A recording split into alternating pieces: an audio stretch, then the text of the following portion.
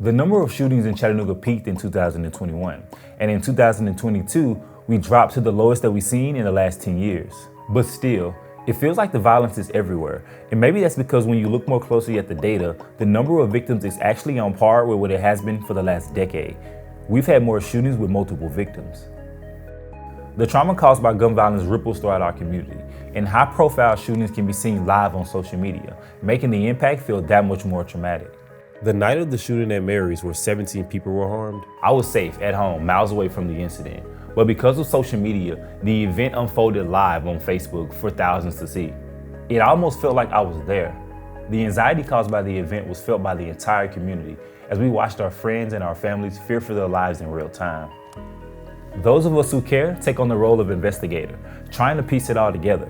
But the puzzle is so much bigger than what happened at any given shooting. What happened there, what happened with that individual, what happened with that individual's family, what happened in that individual's neighborhood. We've got an epidemic of violence, and in particular gun violence in this community. And when we see epidemics, we always look for the root causes to identify what's causing it and what we can do about it to eliminate those causes so that we can reduce or prevent the violence. If you ask a dozen different people about what causes gun violence, you may get a dozen different answers. But what does the research show? Well, these conditions increase the likelihood of gun violence in the community, according to the CDC. Income inequality, concentrated poverty, underfunded public housing, under-resourced public services, underfunded schools, and easy access to guns by people with elevated risk for violence. The CDC looks at how inequality leads to the risk of bad health outcomes, including community gun violence. So, a big part of solving community gun violence is solving structural inequality.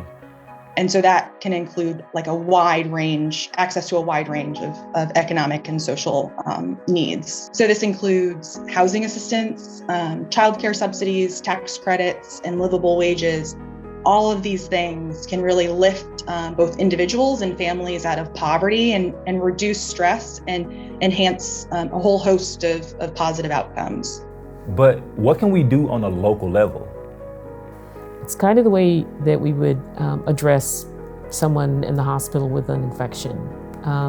We would, if they had an infection with multiple causative organisms, we would throw multiple medicines at it. We've got multiple causes of this, so we're gonna address it with multiple proven effective strategies to make the difference, to reduce or prevent the violence.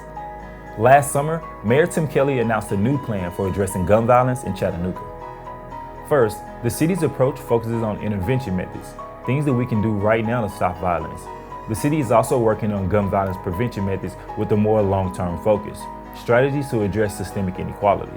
We visited the Chattanooga's Police Department Crime Analysis Unit on Amacola Highway to see what role law enforcement is playing. What we've essentially done is the Crime Analysis Unit has put together, taken years worth of statistics and basically crunched them all down into, hey, these days of the week on these times are our peak times, and you want to probably have an officer here, here, and here. And basically what we've done is at that point, we've dedicated some overtime bodies, we've dedicated some specialized units to go out to those locations on those particular times. And just in terms of the numbers, it's definitely had a great effect on our stats. As for longer-term strategies, the city has invested into youth mentorship programs, support for families experiencing generational poverty and trauma, additional mental health resources, training and skill development, efforts to increase affordable housing, and public education on gun safety and storage. Many sectors have a role to play in preventing firearm violence, like public health and education and business, law enforcement, and healthcare. And all of these sectors can really work to change social norms and address financial inequities and provide stable housing and provide quality education and promote that individual and community connectedness. The CDC and other experts have come up with many strategies to reduce gun violence, such as policing based on community input, victim counseling in hospitals, and local outreach workers. And they agree that we need many layers to our response, especially ones that get to the root causes of community violence, such as higher paying jobs, housing assistance, and childcare subsidies. No one strategy is perfect. Each layers have holes. But the more layers we have, the less likely it is for a shooting to occur. If you want to see more about the City of Chattanooga's approach to reduce gun violence, visit cha.city/roadmap.